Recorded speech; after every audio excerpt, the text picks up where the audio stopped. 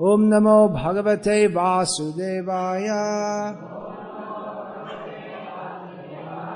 Om Namo Bhagavate Vasudevaya. Om Namo Bhagavate Vasudevaya.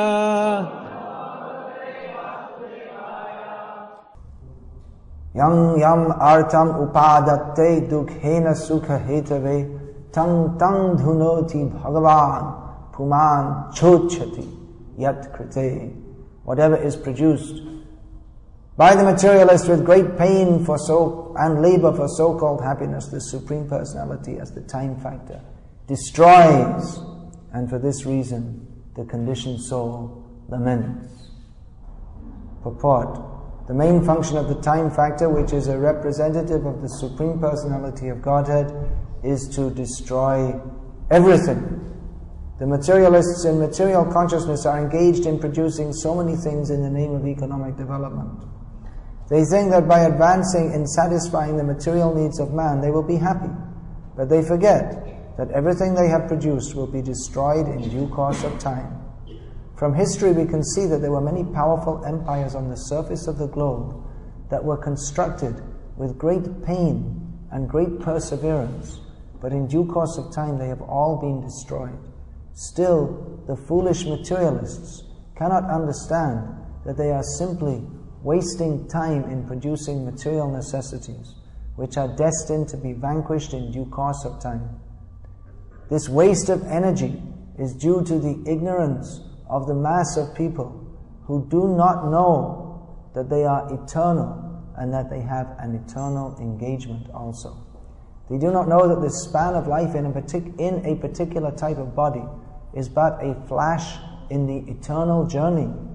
Not knowing this fact, they take the small flash of life to be everything, and they waste time in improving economic conditions. America is a great country in which Los Angeles is a great city. So much development, so wonderfully built up with so many great achievements, so many great personalities, cultural icons in the modern Western world are living here in Los Angeles. What a great civilization. All over the world, people are watching. Will it be Bush or will it be Kerry? Because they know that America is so important. Because of America's mighty industrial, technological, scientific, and military dominance. But according to the Srimad Bhagavatam, it's all completely useless. Completely useless. Not even slightly meaningful. What does Prabhupada say in Juga? Wasting time in producing material messages. What can we say? What can we comment about all of this? Simply a waste of time.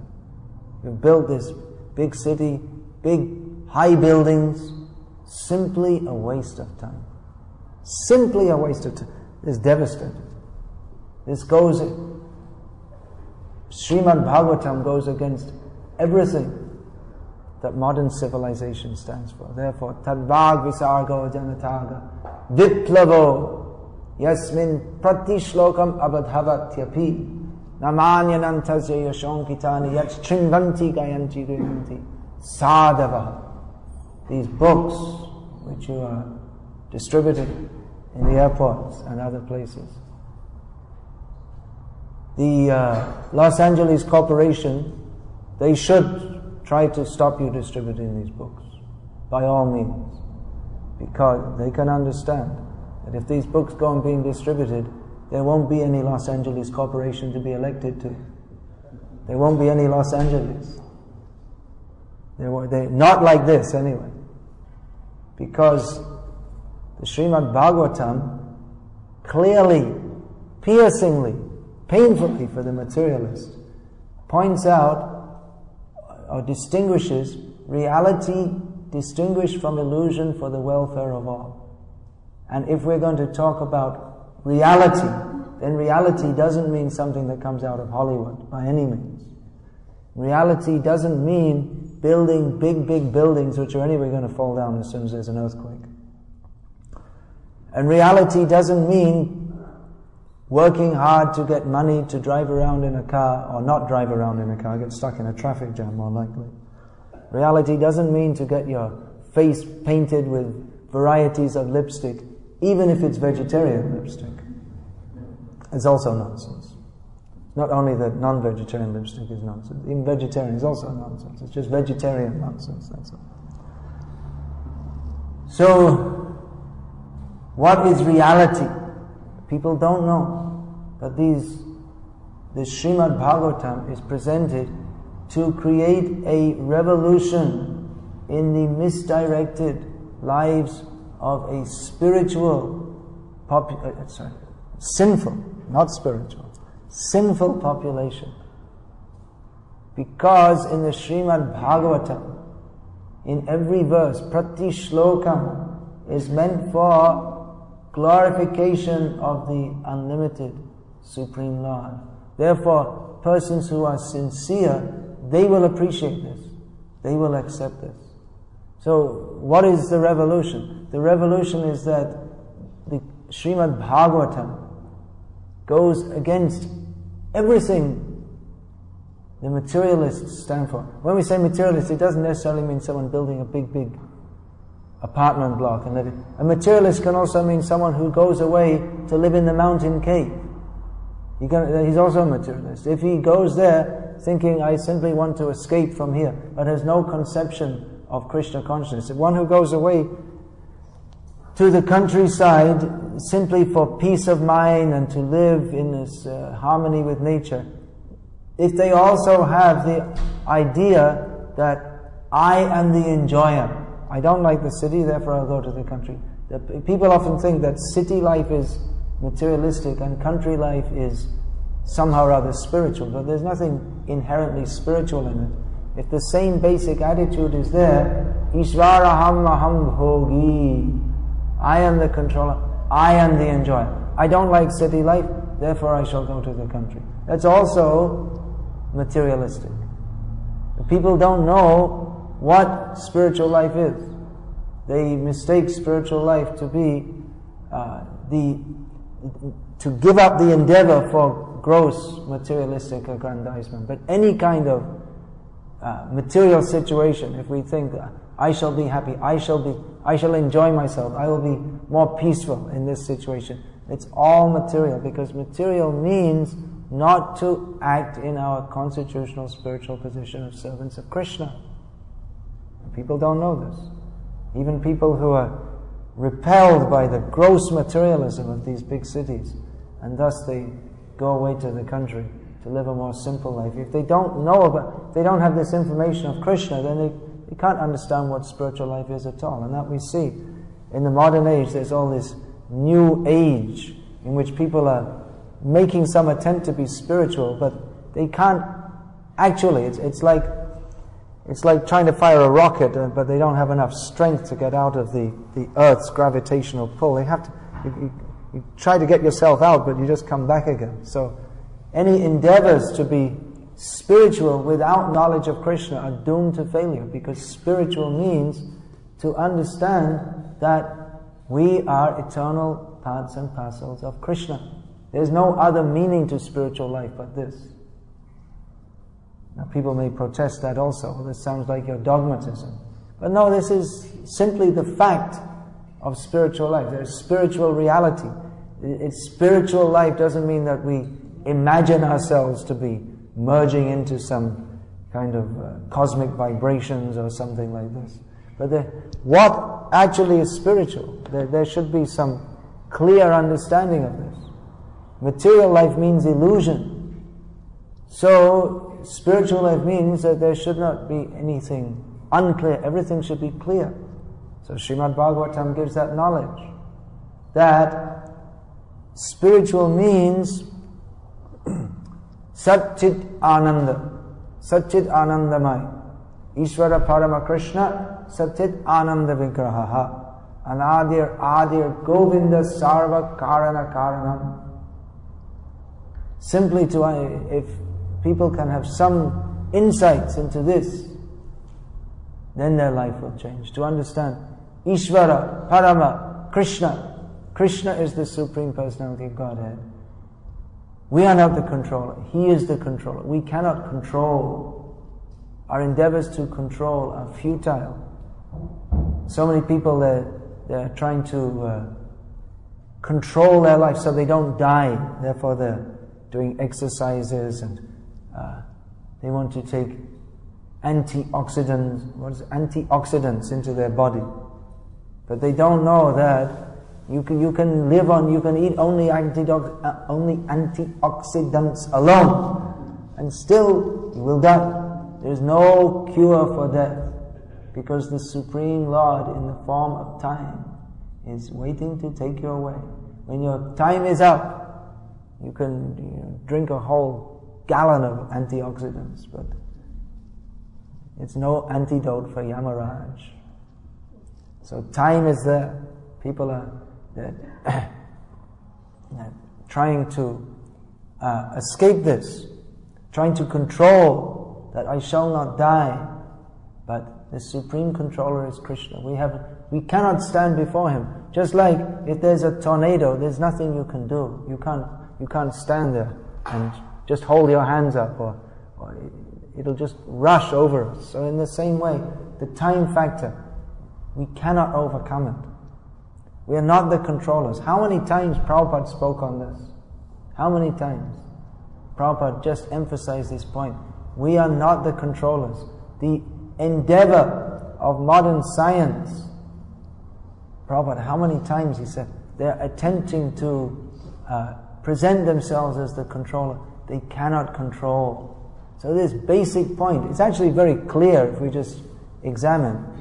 But people are in the illusion that we can control by science or by yoga or by antioxidants or whatever. We can control. We cannot control. We are controlled. So simply to understand this point, we are controlled. How are we controlled? Why are we controlled? How can we come into a situation in which we can escape from this nasty material situation? So the impersonalists, they want to escape the control of material nature, but they don't want to surrender to Krishna. So they're just as materialistic as any other materialist. It's the same basic attitude is there. Therefore, aruhya kritrena parang padang tatam patanti ato anadrita yushmada angraya. Because they fail to worship Krishna's lotus feet, they must come back to the material atmosphere because they never escaped it. The so-called liberation of the impersonalists is simply, they think they're liberated. Vimuktyamani. They consider themselves liberated, but they're not, because the same basic attitude of envy of Krishna is there. So Krishna consciousness just means this little adjustment in consciousness. Actually, little, it's a complete revolution. Because now we're in the viparita buddhi, bhayam dvitiya bhiniveshada syat, ishada petasya viparya smritihi. We're now in the opposite consciousness of our constitutional consciousness. Instead of thinking, I am the servant of Krishna, we are thinking, I am the Lord of all that I survey. So this consciousness, if it is changed, then we can understand that it is very pleasant to be the servant of Krishna. We are thinking it is very unpleasant to be I should not be the servant of anyone. I should be the boss. Everyone should listen to me. But to be the servant of Krishna is our natural position. As long as we're trying to be the controller, then by trying to be the controller, then we have to make others fear us. That's how it works in the material world. But concomitantly, we are afraid. Whoever is trying to control others is always afraid that they'll come up and stab him from behind or make some group and oust him. So the whole condition of the material world is one of fear. But if we can simply understand that we have our eternal shelter, we don't have to die. The Krishna consciousness, we can distribute these books. These books, they're better than any antioxidant because they teach you how not to die. You can learn how not to die. One time Prabhupada was asked this, what is the value of this chanting Hare Krishna? Challenged. Prabhupada answered that it stops death. So actually that's the fact. Yad gatvana nivartante tad dhama paramam mama. Of course, this body, it will not last. It is destined to fall down. But when we understand that we are not the body, then we won't be so much concerned to maintain this body. We understand it's not me anyway. Vasansi jirnani yatha vihaya jirnani. What is that? How does it go? Vasansi jirnani yatha vihaya navani grihnati naroparani tato sharirani vihaya jirnani anyani sangyati navani dehi.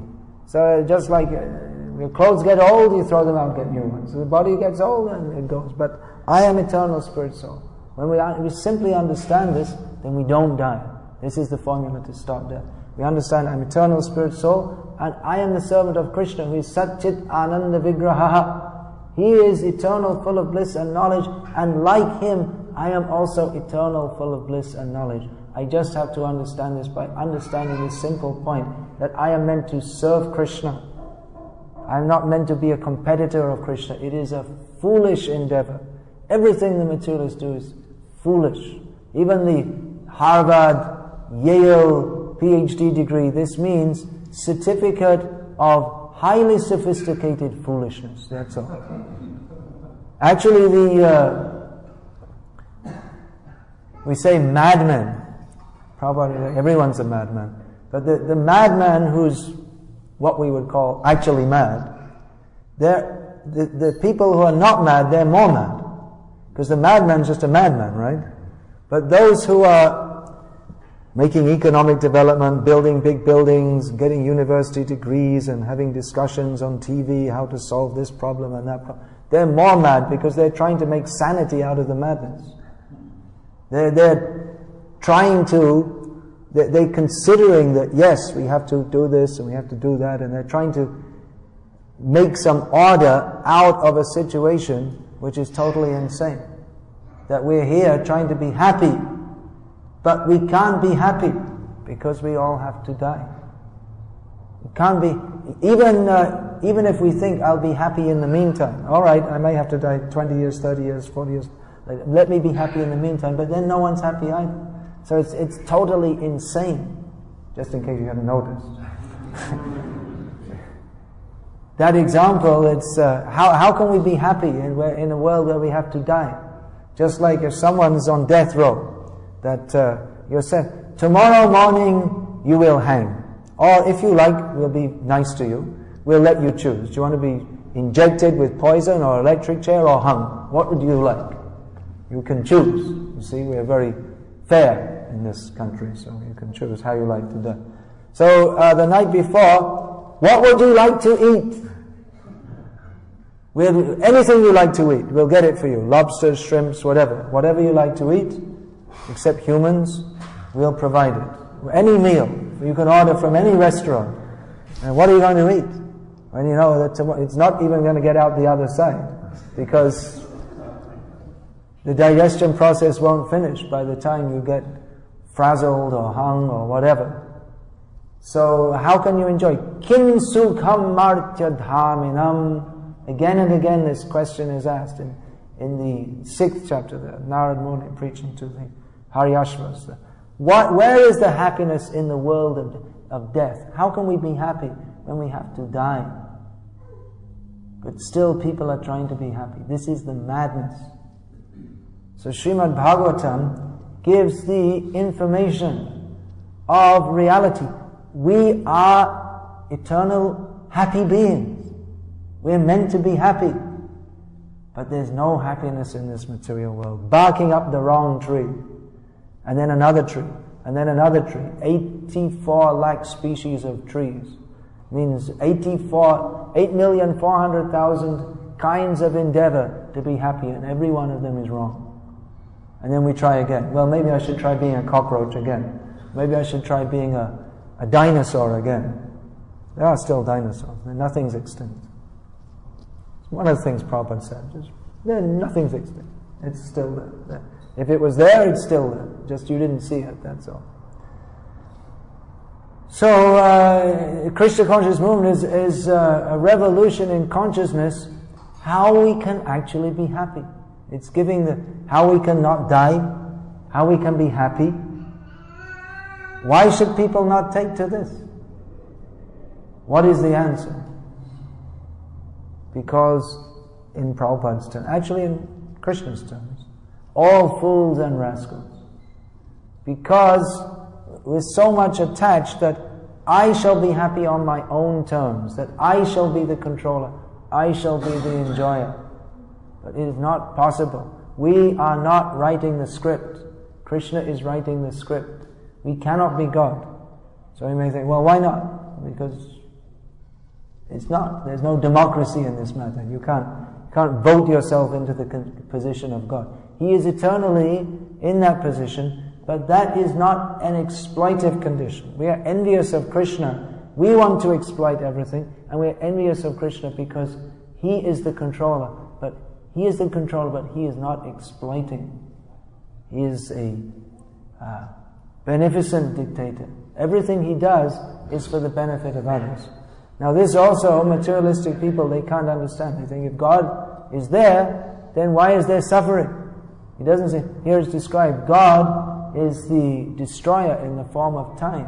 Why is that? That doesn't seem very nice. But that is actually His mercy. Because everything that we're creating for our own enjoyment, it is simply giving us suffering. So He very kindly terminates this phase of suffering and lets us go on to another phase of suffering until we can understand this simple fact. Jeev Krishna Das Ibishas Koraleta Ardu Kanai. That we are the servant, we are eternal Jiva, we are the servant of Krishna. We simply have to understand this, and all unhappiness finished. We can give a one-line formula how to end all unhappiness. There's no need to read millions of books about self-improvement books and how to be a 1-minute manager and the 7 habits and this and that. No need of all this.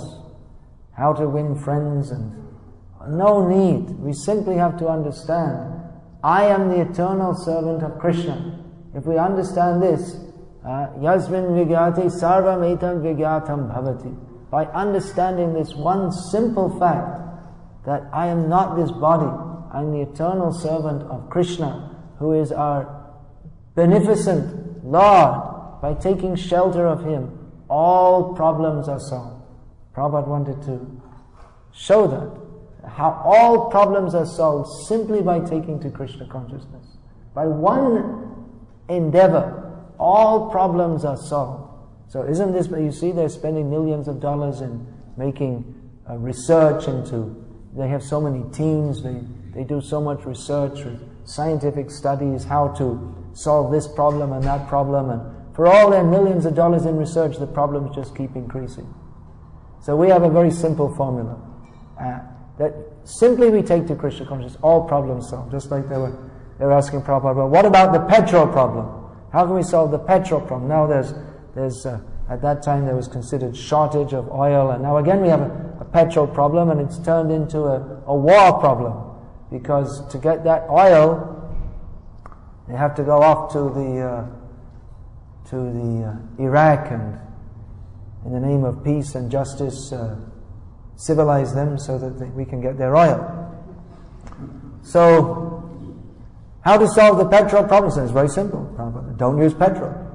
And there's no petrol problem. You don't need this. You don't need all this big civilization running here and there. Dog runs on 4 legs, we run on 4 wheels. No need. Whatever physical necessities are there, by the grace of God, in most of the world, that can be fulfilled locally.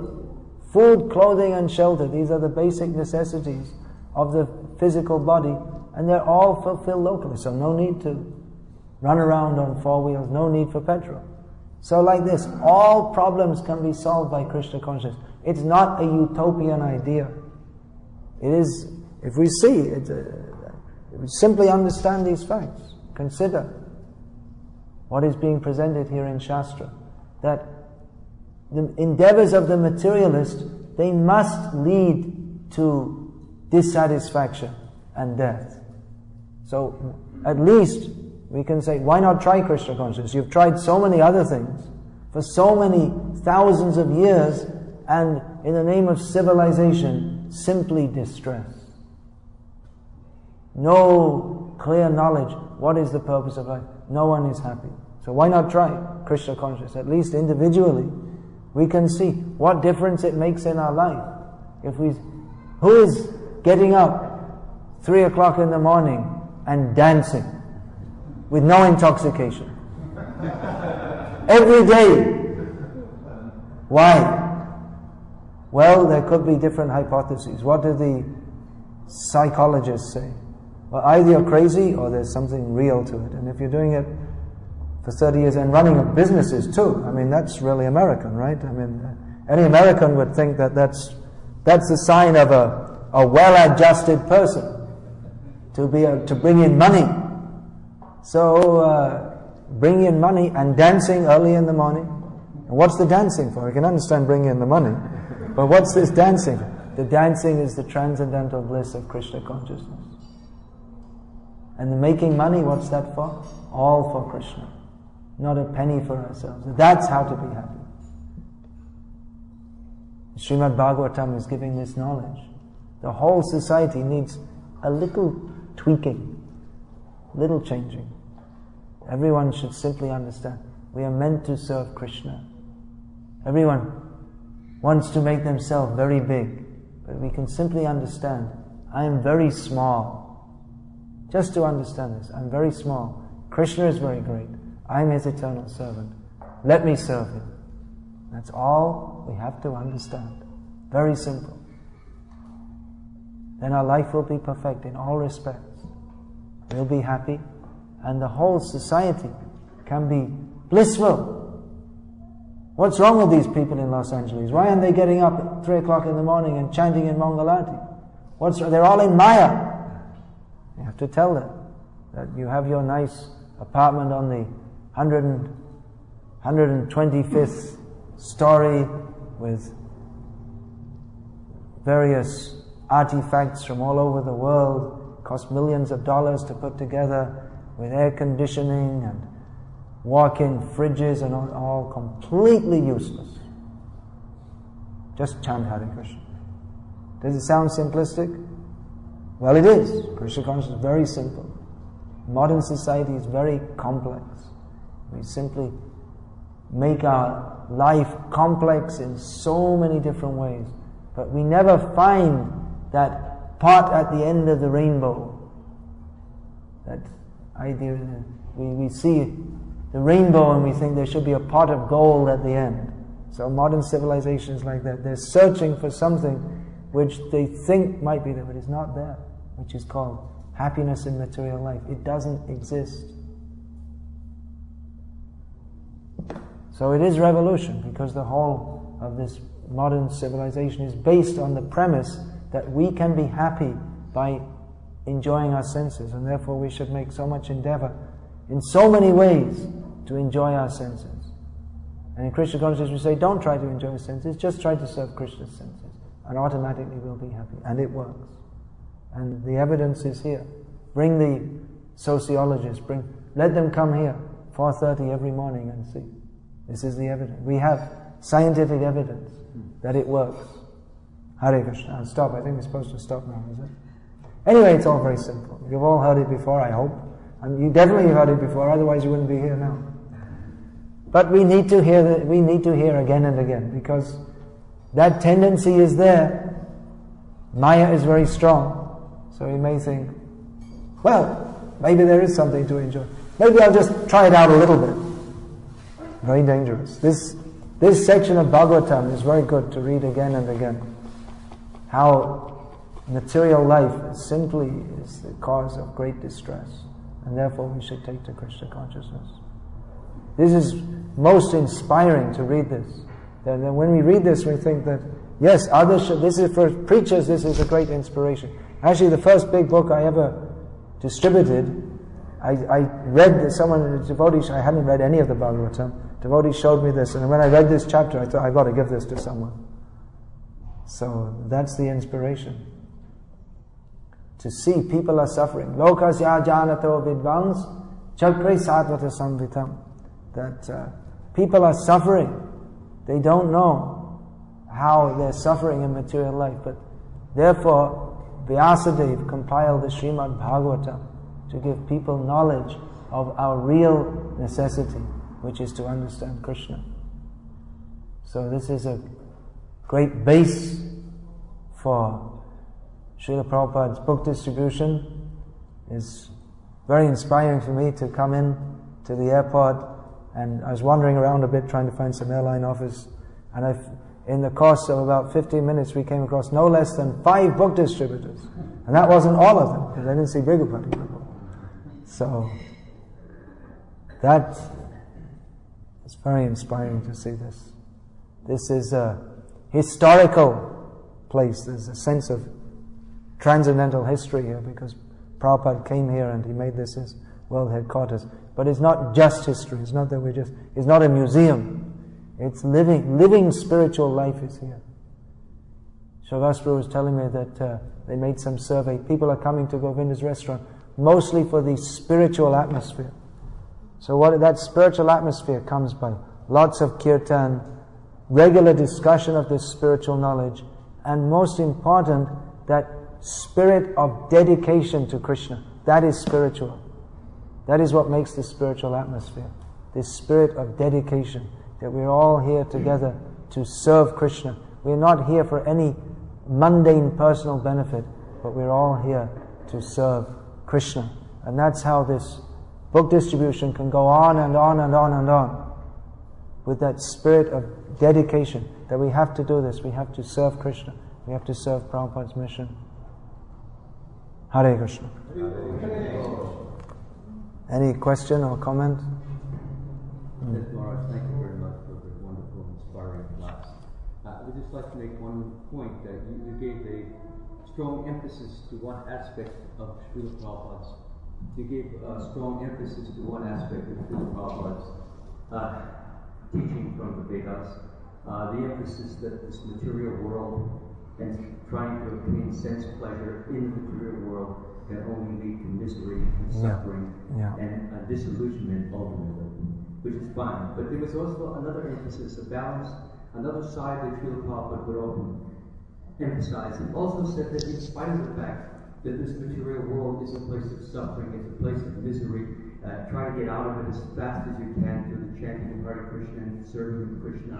He also mentioned that we could also utilize many of the aspects of the material world for that purpose of getting out, and also for that purpose of sharing Krishna consciousness with others. For example, he mentioned airplanes that could be used, as Srila Prabhupada himself traveled 17 times around the world. And while, yes, we don't say that airplanes are the end-all and be-all of happiness and fulfillment and satisfaction, nonetheless, airplanes can be used to spread Krishna consciousness, just as you yourself have come here and utilized it.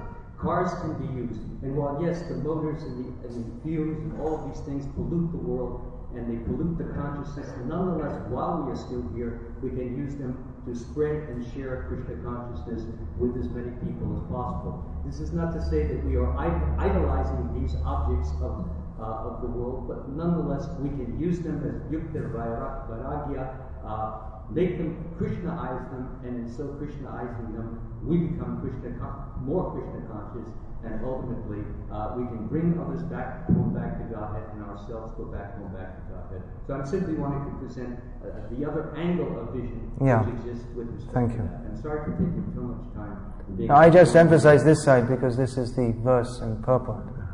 I was following what particular emphasis was given in this verse and purport. There's another. Yeah, there's Swami. You can tell. How does the living entity within you? How do you feel your living entity is it possible to feel the living entity in a separate form from the body? Like, is there a possible way to like search from within where the soul lies, or like, you know, like how is there a way that you can feel the soul in a sense of like seeing as though we are not the body, and Yeah. we are in this material body for only a certain period of time? How is it that we can feel the spiritual soul in a more stronger sense? Yeah. We can experience that we are spirit soul by following the process of Bhakti Yoga, or the yoga of devotion, or Krishna consciousness. Because the activity of the soul is to serve Krishna. We can start to do this even here and now in this material world by utilizing these bodies in the service of Krishna. And by doing so, we experience that we are not the body, but that we are spirit soul. Because that is the experience of the soul, that is the activity of the soul, to serve Krishna. So when we start to serve Krishna according to the process of Bhakti Yoga, which means hearing about Krishna, chanting his names, remembering him, engaging in deity worship, there are so many services for Krishna. And when we do this with the consciousness that I am not the body, but I am the soul, the servant of Krishna, then we actually experience how we're the soul. It's very practical, yeah. I'd like to counter on the point on the card. I think the big problem isn't the fact that we use everything as you could do. If you're serving Krishna, you're utilizing everything in the service anyways. But for me, my problem is when a person can't maintain the material items and it becomes a problem. It's like you have one person who has a car, he knows how to maintain it perfectly, inside and out. And then you put that same car in someone else's hand, right? And he pollutes the air and the atmosphere. So one person is using the car properly, like you say, you could be around it, but then the other person is not. And there's so many times that the people who create these products, right, they make money on it, and then they just abandon the product, right? And then it falls into all these other people's hands, and it becomes a bigger problem. And that's when it becomes a global problem, and that's when I think there's a bigger problem. Yeah, well anyway, you can jump in your cars and go to the airport and distribute the books. But that Prabhupada, he used this example of using the axe to cut the tree. So the axe handle is made with wood. So in the same way you can use these things, but ultimately we want to bring people to a more sane way of life, in which they can live simply and chant Hare Krishna. So we should finish there? Hare Krishna. Srila Prabhupada ki jai, Srimad Bhagavatam ki jai. Hare Krishna.